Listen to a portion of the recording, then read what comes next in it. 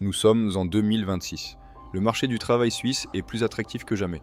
Les salaires sont hauts, la qualité de vie est incroyable. Résultat, pour chaque poste intéressant, le recruteur reçoit 200 candidatures. Si vous envoyez votre CV français standard, fait sur Canva en une page, sans photo et sans référence, vous finissez à la poubelle dans 99% des cas. Ce n'est pas que vous n'êtes pas compétent, c'est que vous ne parlez pas la langue des recruteurs suisses. Aujourd'hui, je vais vous donner la méthode exacte, étape par étape, pour pirater ce système et décrocher votre contrat. On va voir comment refaire votre CV, comment utiliser les agences d'intérim comme un levier puissant et comment négocier votre salaire sans passer pour un arrogant. C'est une masterclass. Pensez à liker et vous abonner et prenez de quoi noter. Étape numéro 1. Oubliez le CV. Pensez dossier de candidature. En France, le CV doit tenir sur une page. C'est du marketing. En Suisse, on veut des preuves. Un CV suisse complet fait 2 pages, parfois 3. Il doit contenir une photo professionnelle, c'est indispensable ici, votre date de naissance, votre situation maritale et votre nationalité, ou type de permis si vous en avez déjà un. Mais le plus important, ce sont les annexes. En Suisse, on ne croit pas ce que vous dites. On vérifie. Vous devez joindre impérativement vos certificats de travail. C'est un document typiquement suisse que chaque employeur remet à la fin d'un contrat. Il décrit vos tâches et, surtout, évalue votre comportement et vos résultats. Problème. En France, ça n'existe pas vraiment. La solution ? Demandez à vos anciens patrons une lettre de recommandation détaillée ou joignez vos évaluations annuelles. Sans ces preuves écrites, votre dossier est considéré comme incomplet. C'est le motif numéro 1 de rejet. Joignez aussi les copies de vos diplômes. Tout doit être dans un seul PDF propre. Étape numéro 2. Le cheval de Troie, l'intérim. Beaucoup de Français ont une mauvaise image de l'intérim. On pense précarité, bouche-trou. En Suisse, c'est tout l'inverse. C'est la voie royale pour l'intégration. Les agences de placement comme Manpower, Adecco et bien d'autres détiennent les clés du marché caché. Beaucoup d'entreprises suisses ne publient jamais leurs offres. Elles appellent l'agence et disent « Trouve-moi un comptable pour lundi ». Si vous êtes dans la base de données de l'agence, vous avez le job. Ma stratégie ? Ne vous contentez pas d'envoyer un mail. Allez physiquement dans les agences ou demandez un rendez-vous vidéo. Soyez habillé comme pour un entretien d'embauche. Vendez-vous au consultant. Si le consultant vous aime, il va se battre pour vous placer chez ses clients. Acceptez des missions courtes ou temporaires au début. Une mission de 3 mois est souvent une période d'essai déguisée.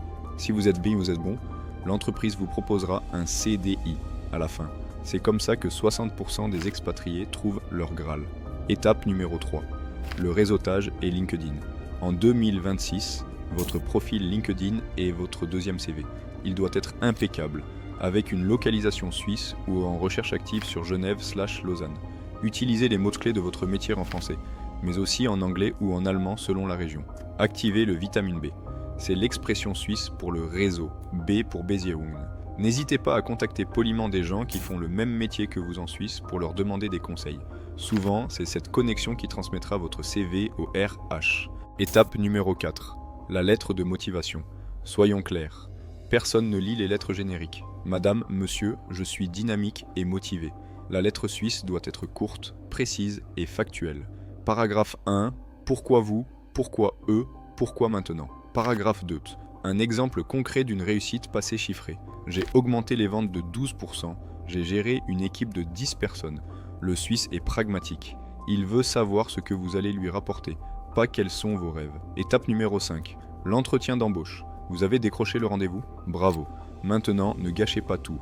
Il y a 3 règles d'or culturelles à respecter. Règle 1. La ponctualité.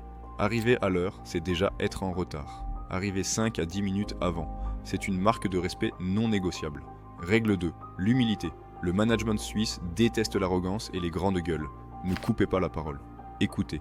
Soyez précis dans vos réponses. Ne dites pas « je vais tout révolutionner ». Dites « je vais m'intégrer et apporter mon expertise ». Règle 3. La question du salaire. On va vous demander vos prétentions salariales.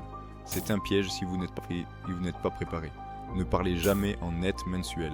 Ça ne veut rien dire. Impôts, charges. Parlez toujours en brut annuel. Je vise 85 000 francs bruts par an. Renseignez-vous avant sur les salaires pratiqués dans votre branche.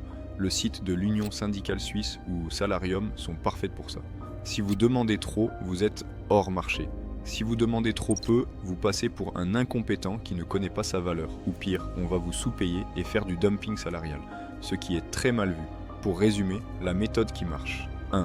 Transformez votre CV en dossier suisse avec certificat de travail et diplôme. 2. Harcelez gentiment les agences d'intérim pour entrer dans leur vivier. 3. Soyez visible sur LinkedIn. 4. En entretien, soyez ponctuel, humble et parlez en brut annuel. Trouver un travail en Suisse est un travail à temps plein. Ne vous découragez pas si vous ne recevez pas de réponse tout de suite. La persévérance est une qualité suisse. Pour vous faire gagner du temps, j'ai créé un guide gratuit pour réussir son expatriation en Suisse. Le lien est dans la description. Téléchargez le guide, polissez votre dossier et allez décrocher ce job qui va changer votre vie. C'était le plan B, bonne chance.